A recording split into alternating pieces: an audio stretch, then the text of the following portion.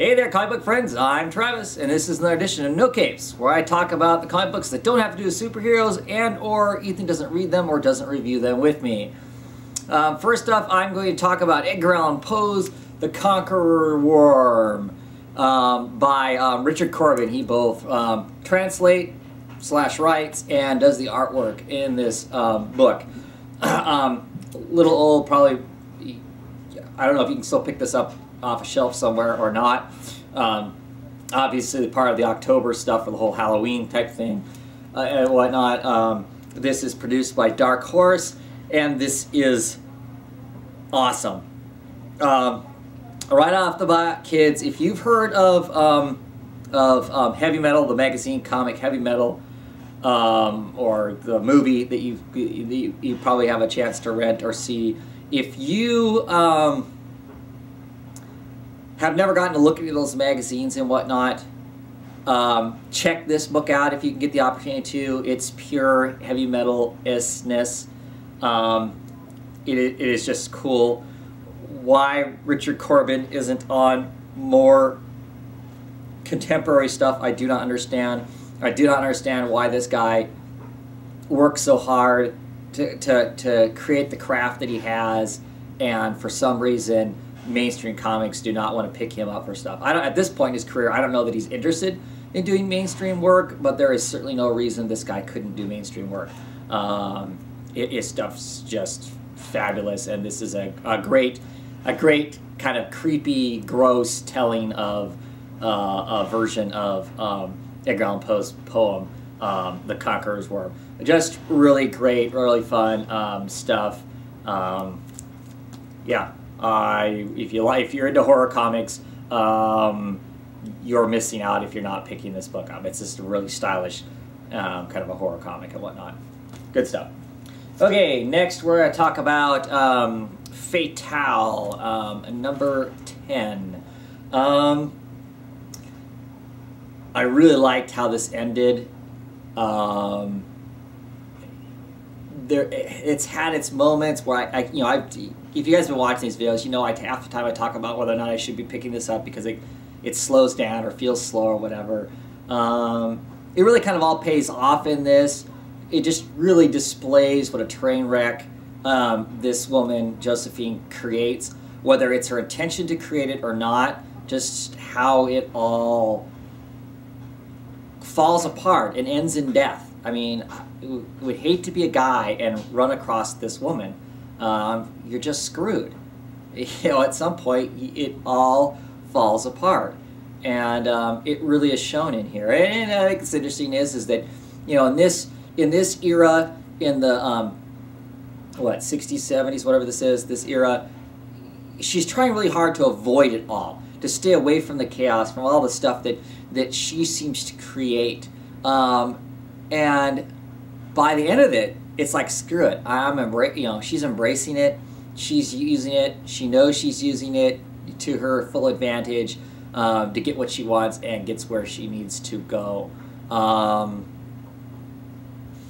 It sets up more unanswered stuff for us to explore down the road. I know that the next arc is going to be a bunch of one-shot issues. I'm looking forward to that, just to seeing what all she's gotten herself into over the years that she's been alive and stuff.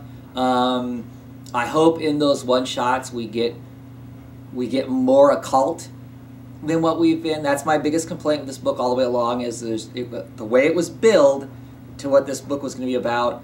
To me it feels like there needs to be more of the occult in it.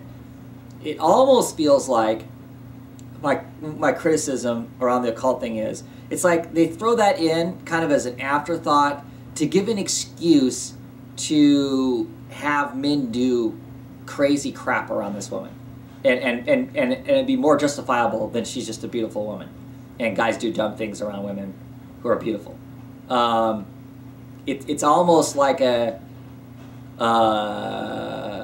get out of jail free card for the writer to just have stuff happen that couldn't happen, that maybe not happen otherwise, because we'd all go, okay, I know guys do crazy things for women, but this goes beyond that, or not every guy is going to act that way.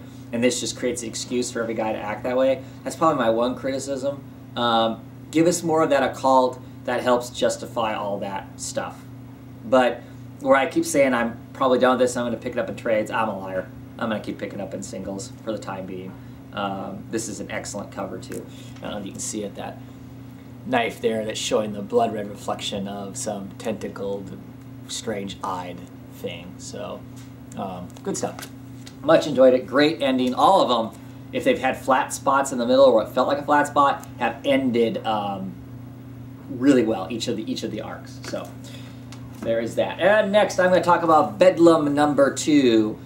I love this book. I didn't find it confusing. I love the story. We get this background of, we don't know everything about this doctor. We do know that he is working on a cure, did something to our main character's head to make him not matter red anymore, pretty much. But I, love the hell out of it. I love the whole backstory of them fixing him. He staggers back to them after he's been shot to get fixed. The guy, kind of the scientist, doctor, kind of freaking out of the fact that maybe he exposed himself to the cops. Of course, the cops' take on the whole thing is interesting too. With his anonymous call, they just of course know he's the killer because he knows he's got it down. He understands it well enough that he must be the killer, kind of thing. Of course, there's another murderer going on. That was grim and freaky. I mean, the lack of color palette in this really works. I like the art style in this. There's just occasional tonal changes that makes it really interesting.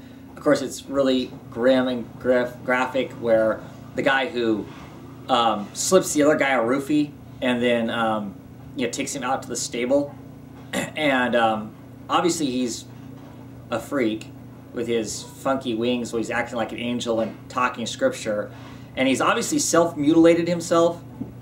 But you notice the guy who's all tied up and got a gag, you notice that the guy who's mutilated himself, the killer in this, where he's mutilated himself at and where he's bleeding, and you notice that the person who's tied up only has blood splotches across the gag on his mouth. Yeah. Ooh, just all around ooh. So, and then the whole horse thing at the end of this, the horse running down the middle of the street with the body attached to it and everything, absolutely awesome. And our main character turning himself in at the end. What the heck? What the heck's he thinking? I just think this is great. It's suspenseful. It's bizarre. It's intense. Just like Hippie's Collectible was saying, it's just it's a crazy book. The Fraser Irving covers are pretty cool. Also, I think it's really interesting that the Fraser Irving covers. It's like he stylizes his covers, kind of like Riley Rosmo's artwork on the inside, which is kind of interesting. But no, I really get a kick out of this book. It's not for the faint of heart. It's grim and gross, but I'm really curious to see where it goes. I think this is Nick Spencer's type of book, this kind of thing where he can play with a bunch of mysteries and just bizarrities going on and whatnot. So, yeah, good stuff. And finally, we are going to talk about Hellblazer. This is 297. This is the last of the of this arc, and now I'm drawing a blank on what the arc name was. They show us this fairy here. It really didn't have that much to do with this kind of twisted up fairyland that John's nephew gets pulled into for this issue. I'm not sure. It almost feels like this arc might have been something else at one point, and then with the ending of the book, they wanted to get this finished up. So the last 3 issues could be the Death and Cigarettes arc that's going to be the final for this series. But I still really like the way this thing ended. John does battle with a crazy bastard who's modeled himself after John, and some other fun stuff that's in it. He leaves his nephew with a larger breadth of what is out there, but not so screwed up that he is going to be have the Constantine curse probably. It ends like a Hellblazer ending, really. it's, you know, it's bittersweet like most of the endings are. He never completely wins. You know, he's always, somehow something's never quite right for him. So really enjoyed it. Great art in it as usual. Great covers by Simon Bisley. Yeah, awesome stuff. People should pick up these last trades if you're not picking up the singles as it rolls into the final. Because once it's done, this is the last of the real Constantine you're going to see. So, at any rate, that's it. I don't have any other books this time around. I will catch you later on the week. Bye.